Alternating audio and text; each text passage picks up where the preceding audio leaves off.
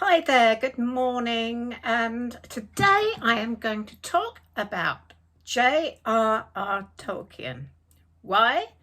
Well, I just discovered that a few days ago, 2nd of September to be precise, it was 50 years ago that the great man passed away.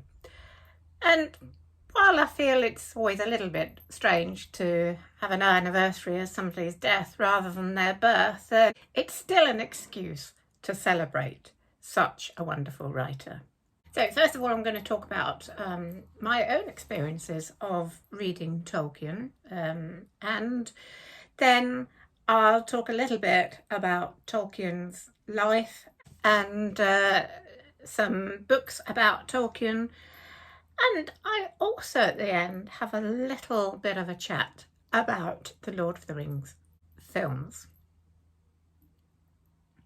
So first of all, I first read The Hobbit probably when I was about 11 or 12. I can't remember exactly when. Loved it. And then a few years later, my brother suggested that I start reading The Lord of the Rings because he was really into it at that time. So I was probably in my mid to late teens when I started reading Lord of the Rings. It took me a while to get through it. I had the three separate volumes that I had to borrow from somebody.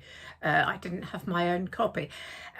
Later on, I did buy my own copy. I've actually read Lord of the Rings probably around 5 times. That's quite a commitment. But it's a beautiful book to read. Tolkien's prose is just sublime. There are some wonderful purple passages that you just don't get in the films, much though I love the films. Sadly, my copy of Lord of the Rings fell to pieces a couple of years ago and I had to throw it out. So I am looking for another one. This is my current copy of The Hobbit. That's not the one I originally read either. This is a really nice little edition actually, and it was the 75th anniversary edition, published in 2011, and The Hobbit was published in 1937, September of that year, so this month is also the 86th anniversary of the publication of The Hobbit. Another reason to celebrate.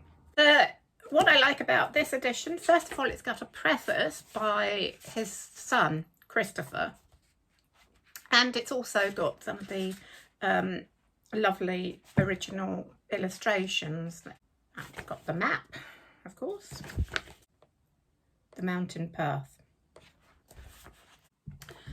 So just some interesting facts about Tolkien. First of all, I want to quote this letter that he wrote to W.H. Auden in 1955, which is quoted in this edition. All I remember about the start of The Hobbit is sitting correcting school certificate papers in the everlasting weariness of that annual task forced on impecunious academics with children. On a blank leaf I scrawled, "In a hole in the ground there lived a hobbit."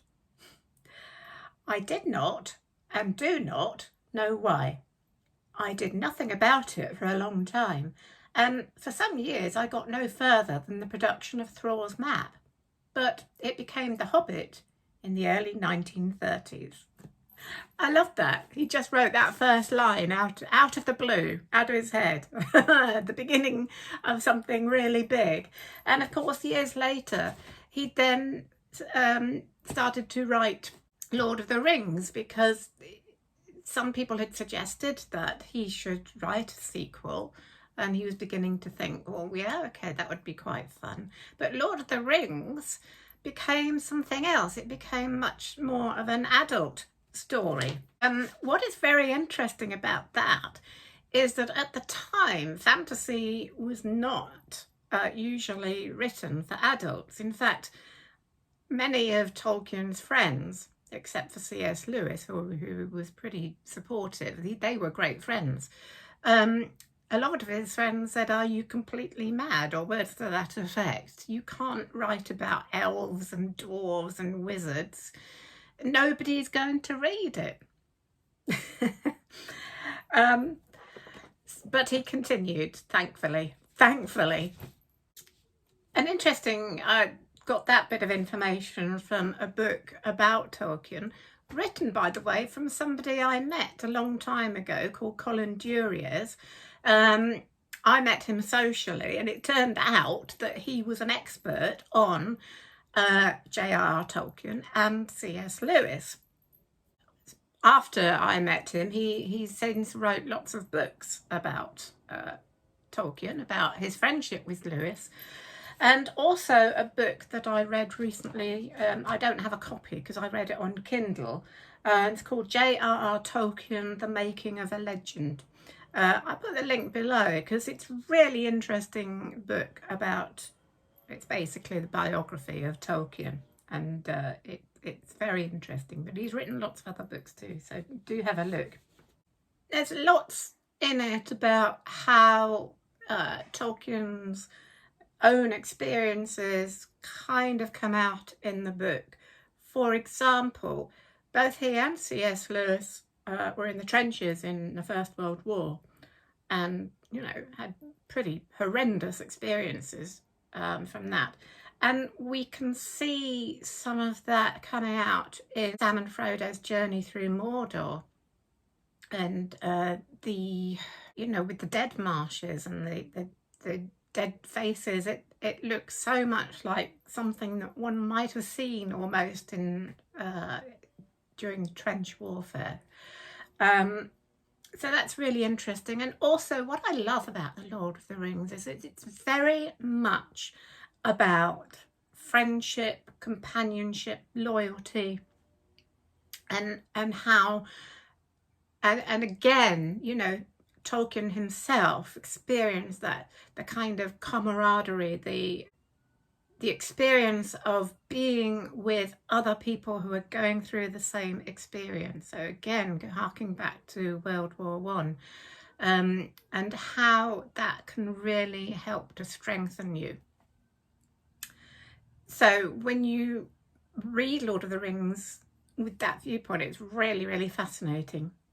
If we look at films, I love the Lord of the Rings films. I think Peter Jackson just nailed it on the head in terms of atmosphere and picking up, you know, the feeling of the novel, and the character. It was so well cast as well. I mean, Lord of the Rings is probably one of my favourite films, or series of films. I watch them periodically, probably once every couple of years, usually as a treat at Christmas time or on my birthday. Maybe across 3 days.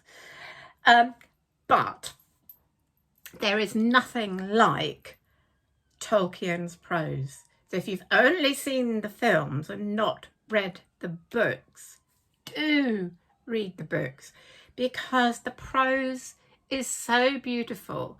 And although you get some of it through the dialogue, there are some passages which of course are not dialogue. Now, sadly, as I said, I haven't got my own copy of Lord of the Rings anymore, but what I did was look up some quotes on the internet, and here's one which I just want to read to you as an example of the kind of prose that you just can't quite get in a film. And it's from Return of the King, Book 2, Chapter 2, The Land of Shadow. Far above the Ephor Duath in the west, the night sky was still dim and pale. There, peering among the cloud rack above a dark tor high up in the mountains, Sam saw a white star twinkle for a while. The beauty of it smote his heart as he looked up out of the forsaken land, and hope returned to him. For like a shaft, clear and cold, the thought pierced him that in the end the shadow was only a small and passing thing. There was light and high beauty for ever beyond its reach. Isn't that beautiful? And it kind of really gets you right here. And we could take, you know, when we look at the world today, we can take hope from that kind of writing too. So I do read the book. One of my favourite bits is at the point where Frodo and Sam have come through their horrible experience, and when Frodo wakes up and all the friends are reunited again, and there's some beautiful prose there that really, really brings the tears to your eyes. It's just lovely. He was a great writer, so do read. That's it really. As you can tell, I am a big fan.